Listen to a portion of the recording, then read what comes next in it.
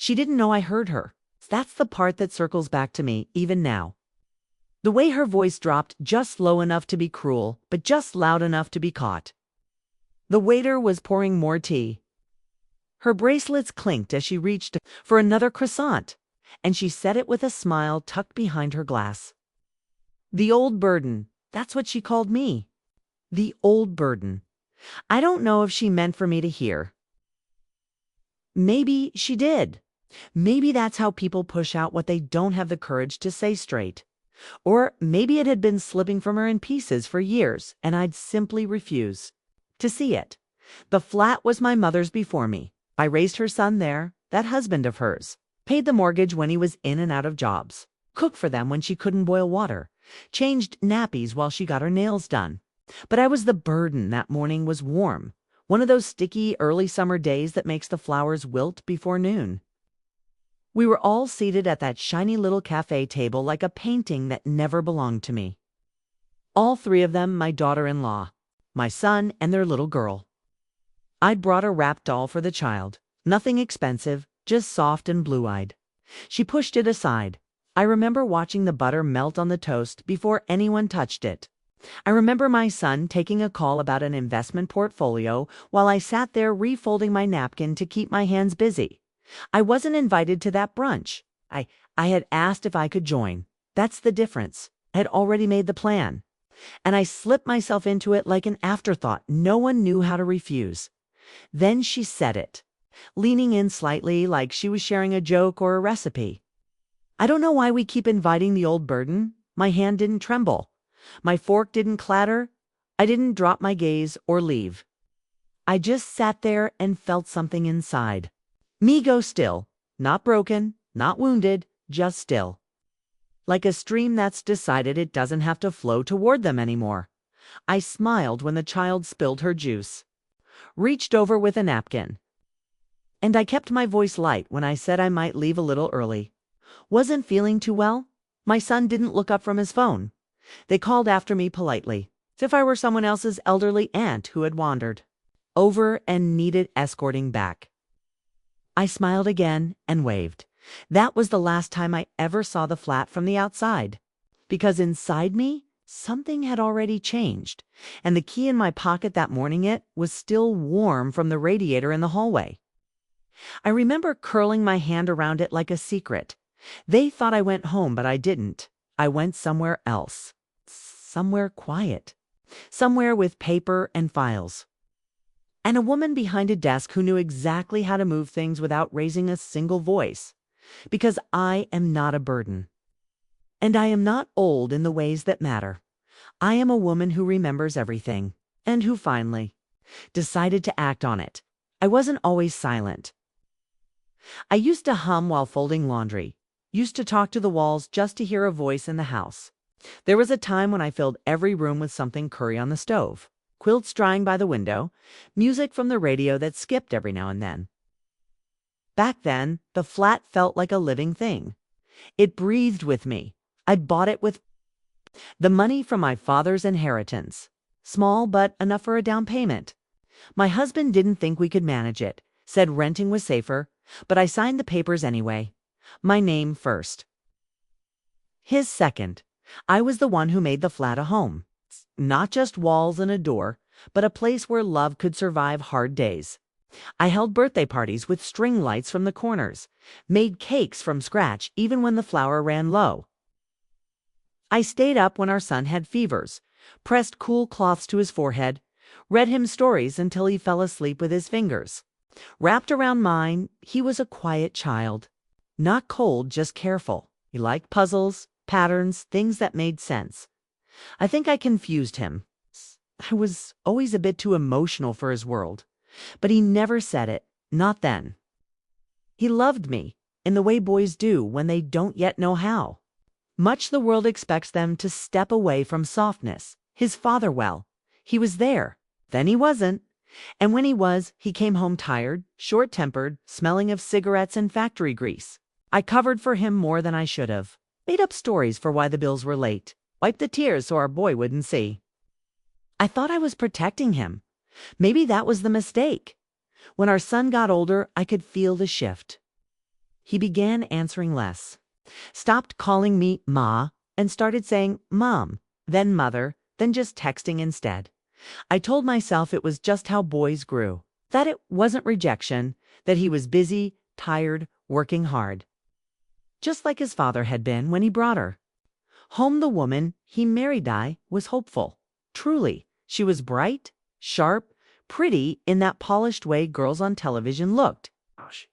She hugged me the first time we met, said she had heard all about me. I didn't realize then that what she'd heard might not have come from my own stories. The first year of their marriage, they lived in our flat. I cleared out half the cupboards, made space in the linen closet. I moved into the smaller room, said it made more sense. I cooked. I cleaned. I watched the baby when she came. I never asked for money, never complained. I told myself I was being generous, being needed. But what I really was shrinking. Little things started to shift. My teacups got pushed to the back of the shelf. My slippers were moved. My towels replaced with softer ones. She redecorated, said the flat felt too dated. I nodded, smiled, let it happen. Then there were the sighs, the exchanged glances, the way she started speaking on behalf of my son. Mother, we think it would be better if. Mother, we've decided to. They stopped asking, started informing. One day I walked into my own kitchen and found a realtor there, measuring the window. Frames, I laughed, thinking it was a mistake. My daughter-in-law just blinked and said, "Oh, didn't he tell you? We're thinking of upgrading, something with more space." He stood behind her, jaw tight. Said, "It's not that we don't want you around. We just need our own place." I nodded. Said I understood, but my chest. It was hollowing out. I started keeping things in boxes under my bed. My wedding bangles, old photographs, my mother's shawl. I didn't want to ask for space anymore. There was a notebook I began writing in. Not for poetry, not even for my thoughts. Just facts. Dates, conversations, names, details I wasn't sure I'd need. But something in me knew I should not forget.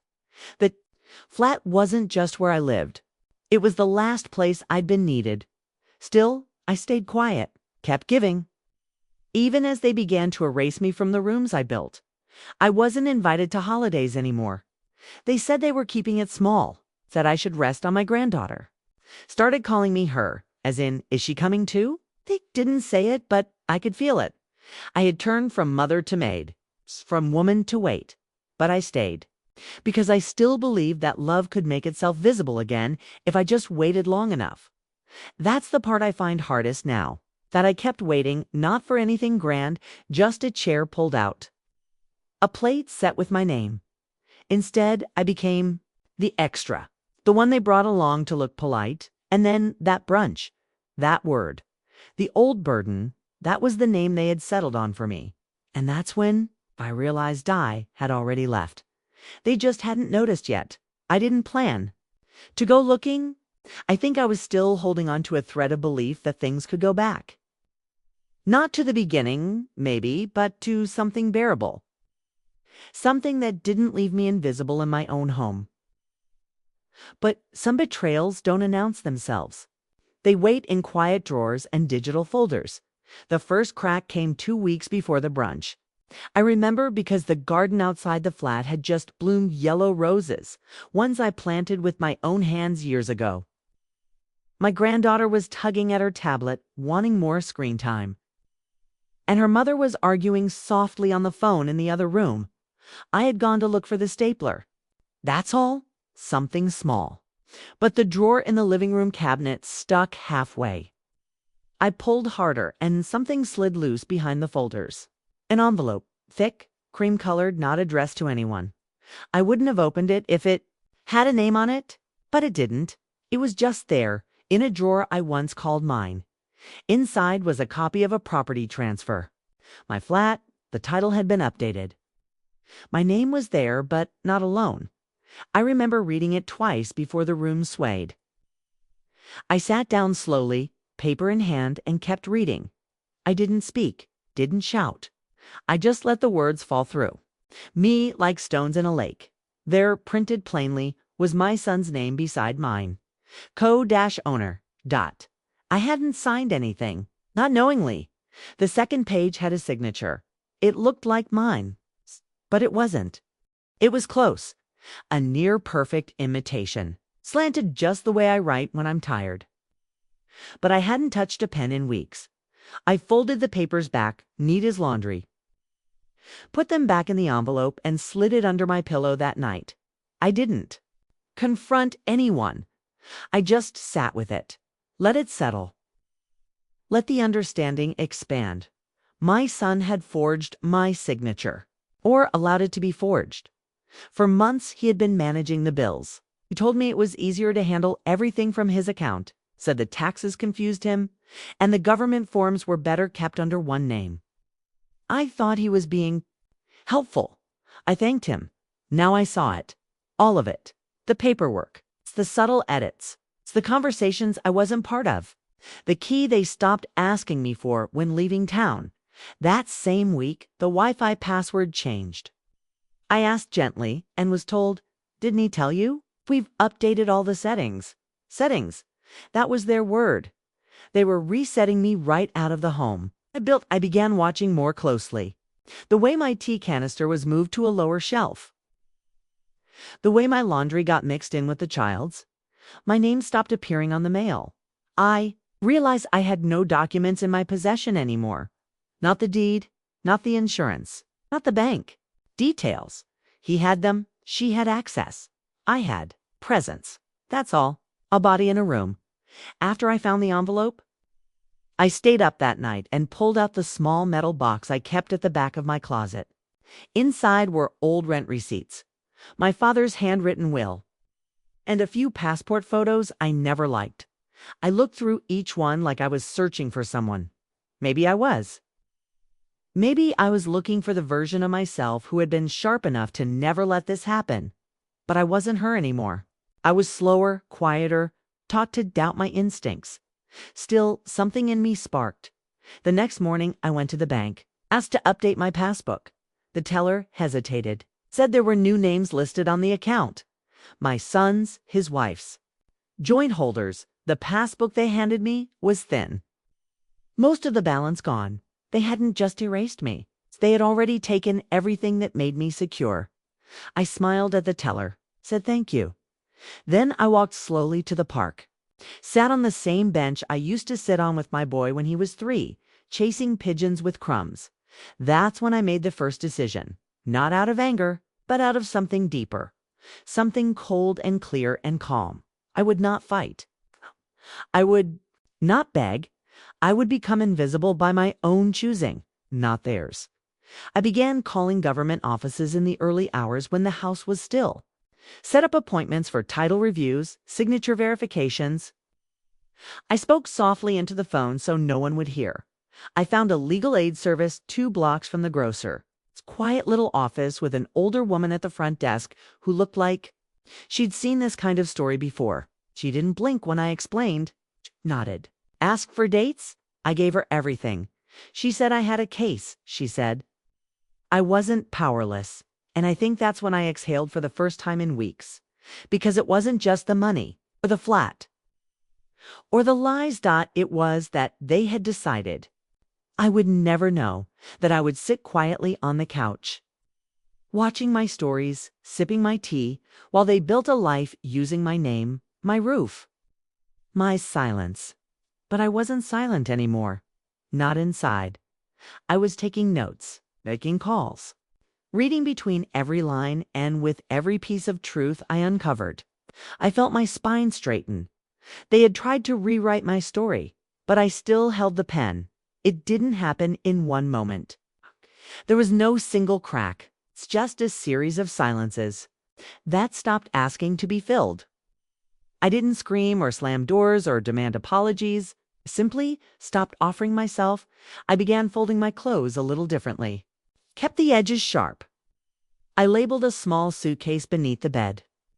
Not because I was leaving yet, but because I needed to know I could. I stopped baking on Sundays. No one noticed. I skipped my turn to pick up groceries. They picked them up without asking why. That told me everything. In the evenings, I would sit at the edge of the guest bed, the one that used to be my bedroom, and go over the documents I had quietly requested from the solicitor. My name was still there on the flat, yes, but it had been reduced, legally diluted. His additions made without consent were a violation, but a quiet one. They assumed I would never contest it, that I wouldn't know how. They didn't know I still had a mind that remembered every number, every date, every appointment. They didn't know the woman they thought had grown dim was simply watching with the lights turned inward. What surprised me most wasn't the betrayal. It was the calm I felt after accepting it. A strange, still clarity. Like when you finally see something in daylight after convincing yourself it was different in the dark. I think what broke inside me wasn't my heart. It was the version of myself that believed family meant safety. I thought about the things I had taught my son. Don't lie. Don't take what isn't yours. Always look back and wait for the slowest one. I used to say that when we walked together, wait for the slowest one. He would always turn, always reach for my hand. But somewhere along the way, he stopped looking back. He married a woman who called efficiency, love, and silence respect. She told him things like boundaries and space and asserting yourself. But what she really meant was exclusion. Making rooms so tight that there was no air left for anyone who came before. One night, I watched her pour wine into a glass and toast their success. She had just gotten a promotion. They were planning a holiday I wasn't invited to. My son laughed as she clinked her glass, said, "We're finally in control now." That word stuck. Control. I used to have control. But I gave it away in small AICs. By saying yes when I wanted to say I'm tired. By agreeing when I should have questioned. By loving without asking to be loved back in the same way. But no more. That night, I locked the bathroom door and stared at myself in the mirror for a long time. The lines on my face weren't shame. They were survival. I whispered to myself, "You are not a burden. Not a burden. Not a relic. Not a guest in your own story." I began sorting through the old jewelry box. The bangles my mother gave me were still wrapped in the yellowing paper she used. I took them out, not to wear them, but to remind myself that I came from women who endured. I found my original title deed, the one I had tucked behind the bookshelf years ago before I let them take over. It still had my full name, my maiden initials. Before I changed them for a man, before I shrank them for a son, that night I slept with the deed beside my pillow. The next morning I started writing a letter. Not to them, to myself. A list of what I still owned, my name, my memories, my voice, my right to walk away. I called a woman I hadn't spoken to in 5 years. She used to work in pensions and estate planning. We met once at a temple event, and I had helped her with her father's medical forms. She picked up after the second ring. I told her what had happened. She didn't gasp, didn't pity me. She just said, "Come by Thursday. Bring everything. That was the day I felt the break complete. Not a break that destroys. It's a break that releases. I no longer wanted their apologies. I didn't want to be included. I didn't want them to suddenly see me again. I wanted to disappear on my own terms. To reclaim the kind of invisibility that feels like peace, not punishment. I made a plan. Not dramatic. Still deliberate. I would wait until they left for their holiday. They were going to Italy. They had shown me pictures of the hotel, not to include me, but to prove something, that they had risen, that they had built something worthy. They forgot who paid for the foundation. I smiled, nodded, said how lovely it all sounded that week. I withdrew the rest of the money from the old account I had managed to salvage, just enough for what I needed: a new phone, storage unit, a room on the other side of the city. No one asked where I was going. That suited me fine. I didn't need a witness. I needed silence. I booked the room under my middle name, packed only what belonged to me by memory, left the rest, and then one morning they left for the airport. They didn't ask if I needed anything. They didn't leave a key. They didn't say goodbye. They simply left, And I stood at the window, watching their car disappear, and said aloud, "Thank you," because now I was free to begin. The morning they left for Italy, the house was unusually quiet. No heels on the floor, no whining about forgotten chargers or last-minute emails, just the hush of departure. I stayed in my room until I heard the front door click. Then I waited a full hour. I sat on the bed with my hands folded, watching the light shift across the floor. There was no need to rush. When I finally stood, I did so slowly, like someone saying farewell to a place not with love, but with finality. I didn't cry. I had done my crying already over years, not days. A soft kind of erosion. This was something else. A clean break. I took the list I'd written over the last week and walked from room to room. I gathered only what was mine. The silver comb my mother gave me. Sorry I wore to my son's graduation. A book of poems I never finished but always meant to. The rest I left behind. I didn't want furniture. I didn't want reminders. Even the armchair I once stitched back together after his father spilled coffee on IT, left that too. It was no longer mine. Not really. I carried everything in 2 small bags, not even heavy. When you spend your life giving things away, you don't end up owning much. I locked the door behind me, but I didn't leave the key. I placed it on the kitchen table beside a folded piece of paper. No message, no explanation. Just the original title deed, and next to it, the certified document transferring my ownership share officially and legally to a buyer. The sale had gone through quietly. I had signed the final papers 2 days prior, the solicitor assured me. Everything had been handled discreetly. The buyer was an older woman who ran a nonprofit.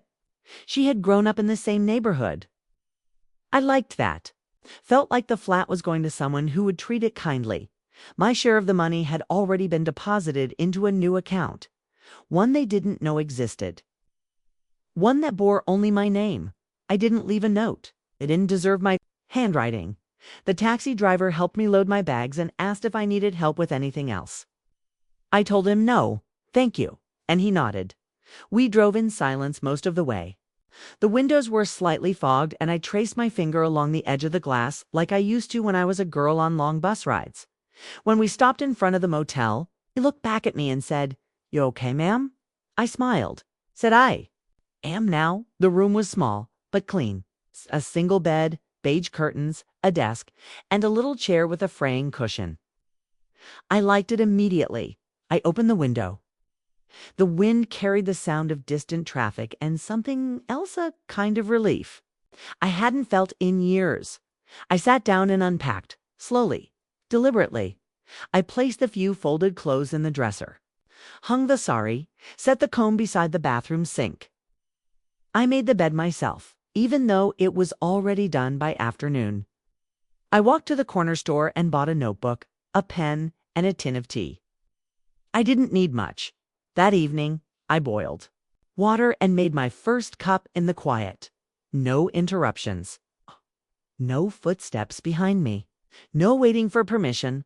I sat on the edge of the bed, notebook on my lap, and began to write. It's not a letter, not a story. Just small truths. I wrote, "You were never a burden. You carried too much. You gave what no one returned. You left with dignity." I didn't look back. Not once. In the following days, I received no calls, no texts. I hadn't taken the phone they bought for me, left it on the charger next to the television. I used my new phone only once to message the lawyer and confirm the sale had closed. I checked my bank account. The numbers were steady, enough for comfort. For options. At night, I walked around the block, letting my feet learn a new path. I passed small houses, flickering porch lights, and a cafe that smelled of cinnamon and toast. I didn't miss the flat. I thought I might, but it was already gone long before I left. They had stripped it of warmth. I had simply removed my presence. One afternoon, I walked into the local library. There was a woman at the desk with kind eyes. She smiled when I asked for a card. I told her I'd just moved. She didn't ask from where in that moment. I realized no one in this new place knew me as mother, mother-in-law, grandmother. I wasn't someone's anything. I was just me. There was power in that. I read a novel that week, cover to cover. Hadn't done that in years. My mind had space again. I slept better, deeper. And in that small, dimly lit motel room, I began rebuilding. Not a life like before, but a new one. Quieter, smaller. Mine, I didn't need to announce it to anyone. I had already said the only thing that mattered. I stood. I smiled. I sold the flat. It didn't take long. 3 days after their plane landed. The messages started first from my son. Just one word, Ma. I let it sit. The phone didn't buzz again for an hour. Then came another. Where are you? I stared at it for a long time before I turned the screen face down on the nightstand. The air in the motel room felt thick, like it knew something had shifted in their world, not mine. I was calm. I was untouched by nightfall. He had called 3 times. I didn't answer. His voice filled the voicemail box with a strained mix of confusion and command. Ma, I'm serious. What's going on? We got back and the keys didn't work. Can you please explain what's happening? I'm trying to stay calm here. It was the first time in years he'd said he was trying. The next morning, the messages turned sharper. Did you do something to the flat? We need to talk about this. This isn't okay. I imagined them standing outside the door, bags at their feet, my name a bitter echo in their mouths. She would have checked her emails first, then her banking app, then called their solicitor in a rush, and there it would be. The documents, the transfer, the clean severing, all legal, all final. I sat at the small motel desk with my tea and watched the sun spread slowly across the floor. I didn't feel revenge, distance and peace. The next voicemail was from her. Her voice wasn't sweet this time, was tight, measured. I don't know what you think you've done, but this isn't just your property to play with. We had plans. You can't just disappear and do this. I turned the volume down and set the phone aside. I didn't need to hear the rest. I already knew what it would be: righteous anger dressed in victimhood. They had made their moves quietly, carefully, assuming I wouldn't notice. I had made mine just the same. That night, a message from my son again. This one different. You sold the flat? Why would you do that to us? To your granddaughter? Now came the appeal to guilt. The attempt to tether me back through love they had long stopped offering. I didn't reply. I closed my eyes and remembered my granddaughter's voice the last time I picked her up from school. She'd said, "Why does she have to come?" And I had. Smiled, swallowing the ache. They had taught her how to treat me, not with cruelty, but with dismissal. With absence. On the 5th day, they must have realized the truth, that I wasn't coming back. That I wasn't going to explain. The messages grew frantic. Ma, please. Just call. We need to understand. What are you trying to prove?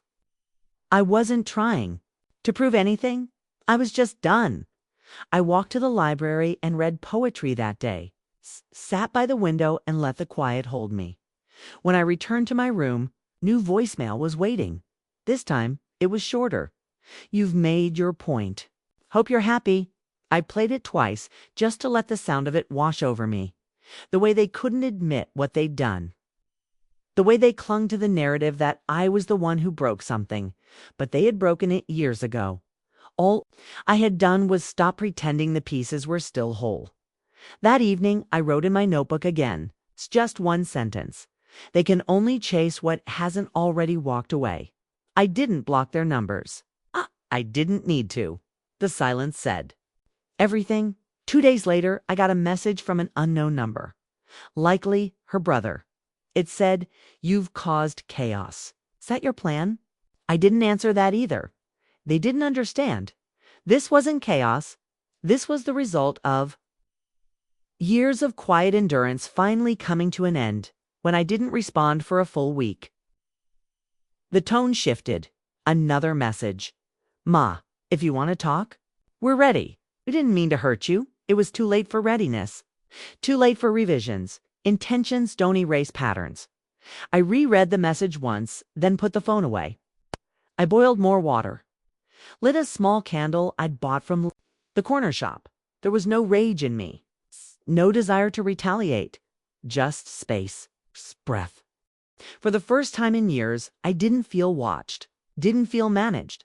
They could panic all they wanted. Scramble, blame, apologize. But I'd taken the one thing they never thought I'd keep for myself, my exit, and I took it with silence. Not to punish, but to protect the small, quiet peace I had finally claimed. I never imagined starting over would feel like this. Not dramatic or grand, but soft. Like a blanket pulled over the knees on a cold morning. Like a page turning with no sound. The motel room became my anchor. Not because it was beautiful, but because it asked nothing of me. No one barged in. No one waited for me to make tea or fold towels or move aside. I was just a woman in a quiet room, free to exist without utility. I learned the rhythm of the neighborhood quickly. The shopkeeper on the corner nodded at me by the third visit. The woman at the laundromat smiled when I handed her exact change. That was a boy, maybe 9 or 10, who sat on the motel steps every evening with a worn soccer ball. He never asked questions, just nodded at me when I passed. I liked that. Some nights I cooked something simple, rice with lentils, just enough for one. Other nights I ate toast with butter and watched the light disappear through the thin curtains. I didn't miss the chatter. I didn't miss the noise. I missed the idea of being missed. But that's different. That's memory, not longing. I began walking in the mornings.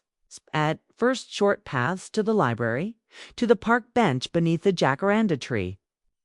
I liked how the purple petals fell even when the wind was still.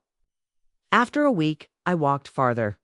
Down to the canal, past rows of small houses, each one humming with its own kind of life. There was peace in not being known, in not having to explain myself. One afternoon, I found a community notice board outside a small hall. Yoga, free meals, lost pets. I tore off a slip for a free mindfulness class and walked 3 blocks to find it. A woman named Helen ran it. Gray hair in a loose bun, voice like warm wool. She welcomed me in. No clipboard, no form. Just a mat and an invitation to sit. I sat. I didn't close my eyes the first time. I wasn't ready to let go like that in a room full of strangers, but I listened. To her voice, to the stillness, and something in me loosened at the end of the D session. She looked at me and said, "You're holding something very heavy." I smiled, didn't answer. I went back the next week. She never asked my story, just greeted me each time with a calm nod. That's how healing started, not with questions, but with permission to be quiet. There was a small shop next door to the class. Homemade candles, secondhand books, loose-leaf tea in glass jars. I began stopping there each Thursday. There was a girl who worked the counter, maybe early 20s, who called everyone Love and told me which blends helped with sleep. I bought one called Deep Earth. Smelled like cloves and orange peel. That became my ritual. Class tea, silence, and in between I began to write. Not to anyone. Just small lines, in a notebook I kept beside my bed. Thoughts that had no destination. Today. I didn't flinch when I heard their names in my mind. I am allowed to have joy again. Love that demands erasure is not love. They were small truths. But they rooted me. One evening, I sat by the window with the tea steeping, and I realized I had gone an entire day without thinking about them. Not once. Not in resentment. Not in ache. Just absence. It was a kind of freedom I hadn't known I was chasing. The phone still buzzed sometimes. A message here and there, a missed call. They had slowed down, grown fewer. Perhaps they were realizing that the old version of me, the one they managed, guilted, softened, was gone. I didn't feel proud. Finished a new kind of day. Had begun. One with time to notice small things. The way sunlight hits a cracked wall, the feel of warm socks from the dryer, the peace of putting the kettle on when no one else is waiting. I met someone too. Not in the romantic way. Nothing like that. A woman about my age named Anya, who sat beside me in class one day and offered me a ride when it rained. She had soft eyes and hands that looked like they'd made 1,000 loaves of bread. We spoke slowly, carefully. People like us don't rush into trust. But over time, we shared things. She told me her children lived overseas, sent postcards, but never came. Back, I told her mine lived near, but left in other ways. She understood. We started having tea after class.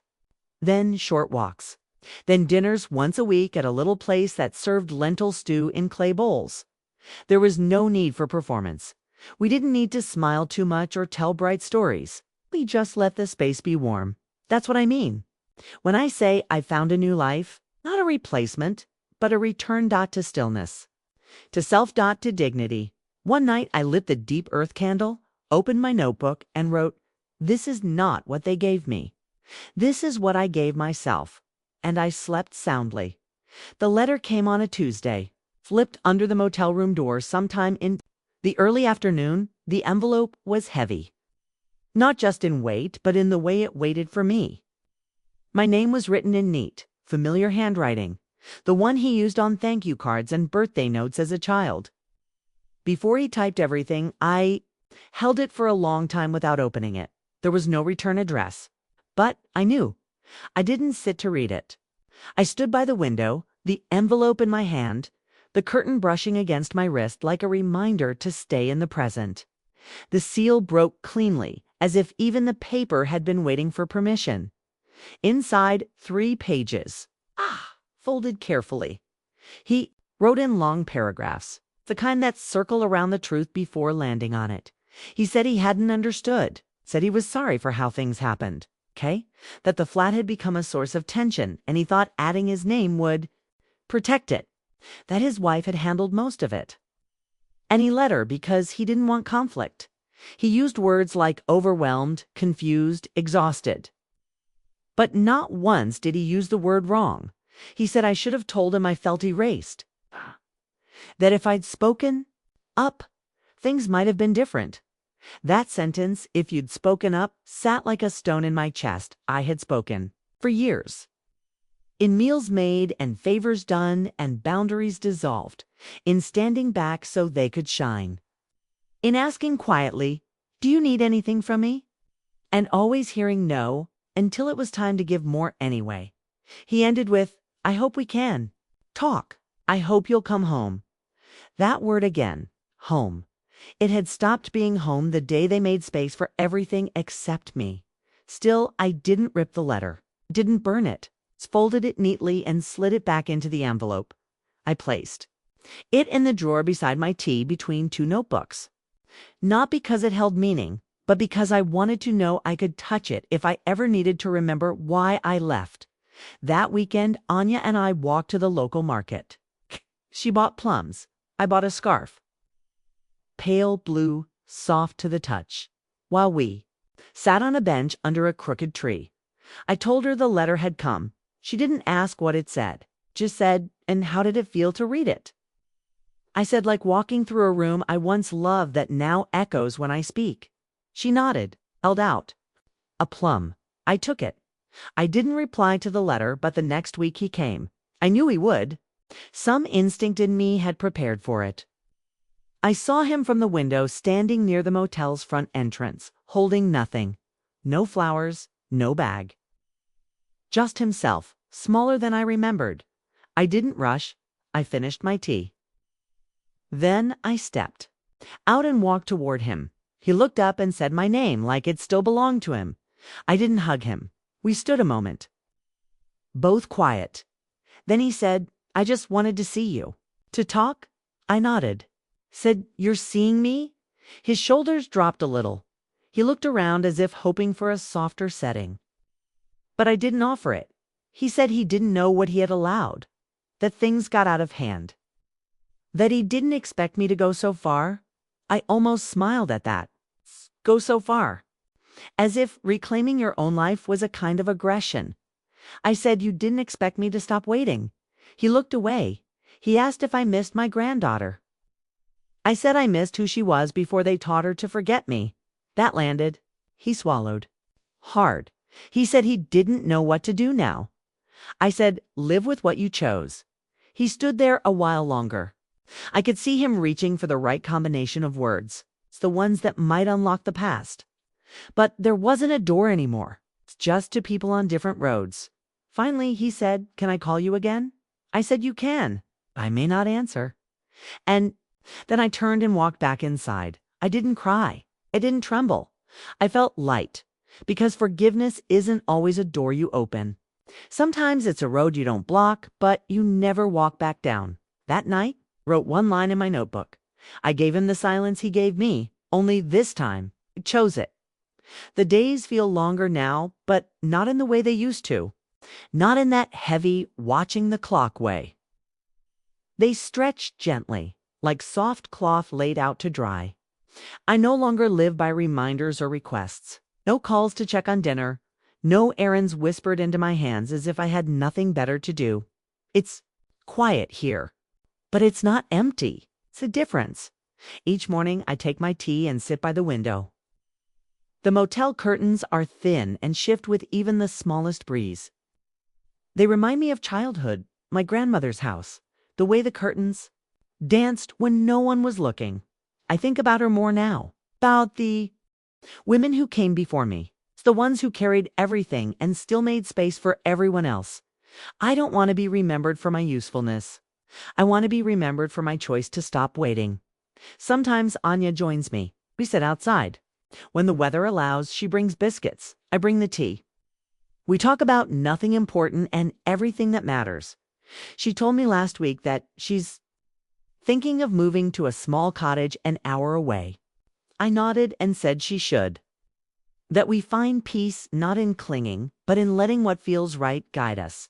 She asked if I would come visit. I said, the road is quiet? Yes. That's how I am now, measured, not closed, just careful.